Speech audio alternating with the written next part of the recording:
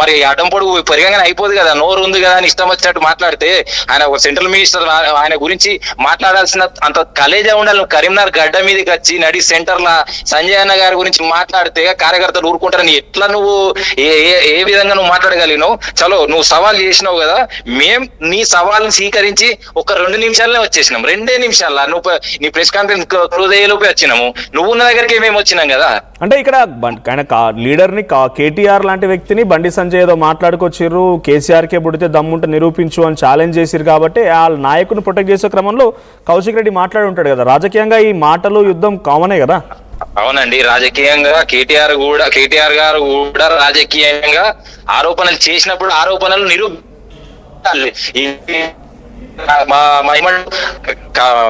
కాంగ్రెస్ కి బండి సంజయ్ గారికి సంబంధం ఏంటిది? వాళ్ళు కాంగ్రెస్ నాయకులతో మాకు సంబంధం ఏంటిది? మీ ఆరోపణలు నిరాధారమైన ఆరోపణలు చేసినప్పుడు ఖచ్చితంగా రియాక్షన్ ఇట్లే ఉంటది. కారు ధ్వంసం కాదు. ఆయన ఇప్పుడు దమ్ము ఉంటే ఛాలెంజ్ చేసిండు కదా, దమ్ము ఉంటే చెప్తున్నాం కదా, మళ్ళీ మేము చెప్తున్నాం, బీజేపీ కార్యకర్తలుగా చెప్తున్నాము, నువ్వు గీతా భవన్ దగ్గర రమ్మన్నాము, మేమే నువ్వు ఉన్న క్యాంపస్ దగ్గరకు వచ్చినాం. చలో ఇప్పుడు ఛాలెంజ్ చేసి చెప్తున్నాము, నువ్వు మొగను అయితే, నువ్వు కూడా మీ అయ్యకు పుట్టినవు అయితే చలో ఛాలెంజ్ చేసి చెప్తున్నాం, కరీంనగర్ లో కదలకుండా రా బిడ్డ, మేమే వస్తాం, నువ్వు 7 వాడికి వస్తాం. వచ్చిన తర్వాత ఏమైంది? రాజకీయంగా మాటల యుద్ధం వరకు ఓకే, కానీ చేతుల వరకు వెళ్ళిపోయి పరస్పరంగా దాడులు చేసుకుంటారా? ఇది కరెక్ట్ అయిన పద్ధతేనా? 100% చేస్తారండి. ఒక కేంద్ర మంత్రిగా ఉన్న వారిపై అనుచిత వ్యాఖ్యలు చేస్తే ఎవరు కూడా ఊరుకోరు, ఎవరు కూడా సహించరు. దాంట్లో బీజేపీ కార్యకర్తలుగా ఎట్టి పరిస్థితుల్లో ఊరుకోము. భౌతిక దాడులకు కూడా ఖచ్చితంగా సిద్ధంగా ఉన్నాము. భౌతిక దాడులు చేస్తాం. నువ్వు కరీంనగర్ ఎట్లా దాడుతో కూడా చూస్తాం బిడ్డ.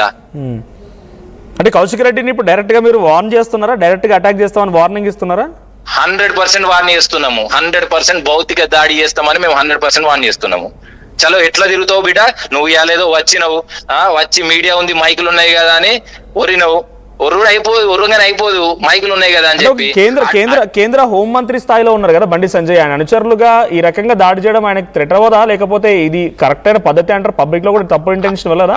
అవునండి, మేము కూడా అదంటున్నాం. ఒక కేంద్ర మంత్రిగా హోంమంత్రిగా ఉన్న వారి పైన అనుచిత వ్యాఖ్యలు చేస్తే ఏ ఒక్కరు కూడా సహించాం. దాంట్లో మేము బీజేపీ కార్యకర్తలు ఎట్టి పరిస్థితులు సహించాం. భౌతిక దాడిలో ఖచ్చితంగా సిద్ధమై ఉన్నాం. మేము ఛాలెంజ్ చేస్తున్నాం, నువ్వు కరీంనగర్ ఇళ్ళ దాడితో చూస్తాం కదా బిడ్డ. ఇప్పుడు అంటే కౌశిక్ రెడ్డి ఇంకా అటాక్ చేయబోతున్నారా మీరు? 100% చేస్తాము. లైవ్ లో మీరు చెప్తున్నారు కౌశిక్ రెడ్డి అటాక్ చేస్తాం. 100% చెప్తున్నాము. లైవ్ లోనే చెప్తున్నా. 100% కౌశిక్ రెడ్డిని వదిలిపెట్టేది లేదు. చలో నువ్వు ఇప్పుడు ఏదో ప్రొటెక్షన్ తో తప్పించుకుంటావు కావచ్చు, నెక్స్ట్ నువ్వు కరీంనగర్ లో అడుగు పెట్టే దమ్ము నీకుందా? చలో కాసుకో. బీజేపీ కార్యకర్తలుగా మేము చెప్పుతున్నాము, నువ్వు ఎట్లా అడుగు పెడతావు చూస్తాము. చలో ఇప్పుడు తప్పించుకున్నావు కావచ్చు, ఆడదాని లెక్క అడ్డం పొడుగు పెరుగుతా అయిపోదు, ఎద్దోలే పెరిగినవు, మైకులు ఉన్నాయి కదా అని చెప్పి అక్కడ మాట్లాడినవు, అయిపోయింది. మరి ఏమైంది? నువ్వు సవాల్ చేసి ఒక ఎమ్మెల్యేకి వార్నింగ్ ఇస్తున్నారు. డెఫినెట్ గా ఇది ఒక పొరపాటు అవుతుందేమో, ఎందుకంటే భౌతిక దాడి చేస్తామని డైరెక్ట్ గా లైవ్ లో చెప్తున్నారు.